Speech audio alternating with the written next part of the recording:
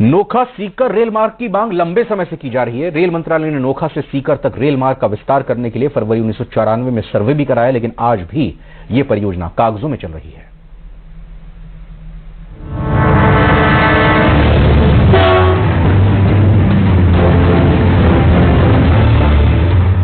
शेखावटी के तीनों जिलों में रेलवे ने भले ही बिजली का ट्रैक बना दिया हो, लेकिन धार्मिक सर्किट का मामला 24 सालों से कागजों में दफन है।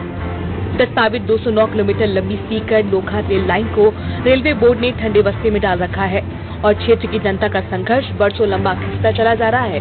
ये ट्रैक बनता है तो शेखावटी के सीकर, चुरू के साथ नागौर और बीकानेर जिले के लोगों को भी फायदा होगा। वरिष्ठ नागरिक नरसाराम फलवाड़िया ने बताया कि क्षेत्र की जनता बरसों से इस मांग को लेकर संघर्ष कर रही है। केंद्र में कई सरकारें आई, रेलवे बोर्ड ने ठंडे बस्ते में डाल दिया है।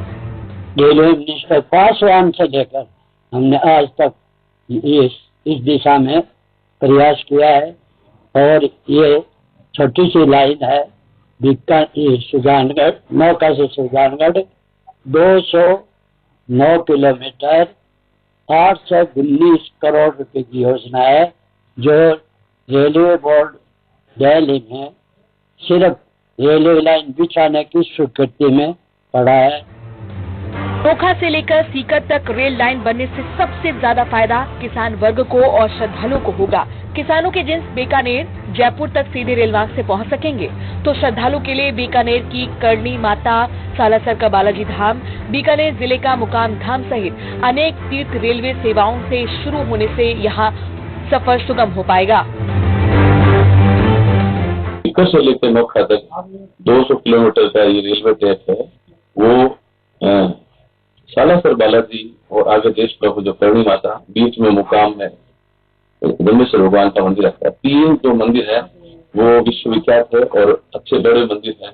और ये जो 200 किलोमीटर का जो ट्रैक है, यहाँ जितने भी जो किसान है उनका आना जाना, उनके माल का जो परिवहन करने के लिए रेलवे ट्रैक की नितांत आवश्यकता है। पिछले काफी लंबे समय से यह मांग चली आ रही है।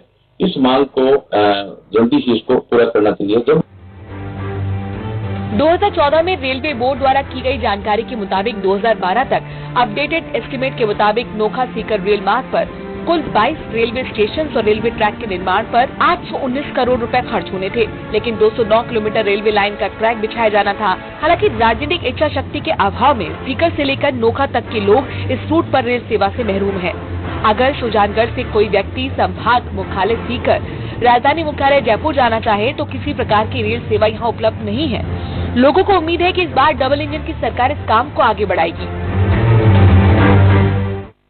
बहुत वर्षों पहले जब मुडाणे जी सांसद हुआ करते तब इसका एक बार सर्वे हुआ, उसके बाद में कोई बात आगे नहीं बढ़ी। तो अगर आने वाले सांसद और आने वाली सरकार इस प्रोजेक्ट को आगे बढ़ाती है तो बहुत बड़ी सौगात सुजानगढ़ क्षेत्र को होगी। ने खुद ने कहा है कि हम इसको 2 फेज के अंदर हम यह नोखा के जोड़ने के लिए बात कही है।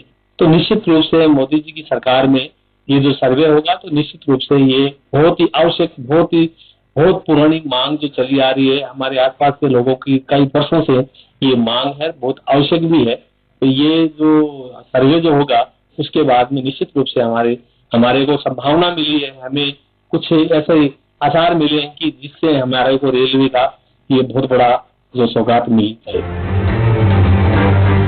1909 में महाराजा गंगा सिंह के समय यहाँ पर बीकानेर, रतनगढ़, सुजानगढ़, जोधपुर रूट के लिए रेलवे का ट्रैक बिछाया गया था।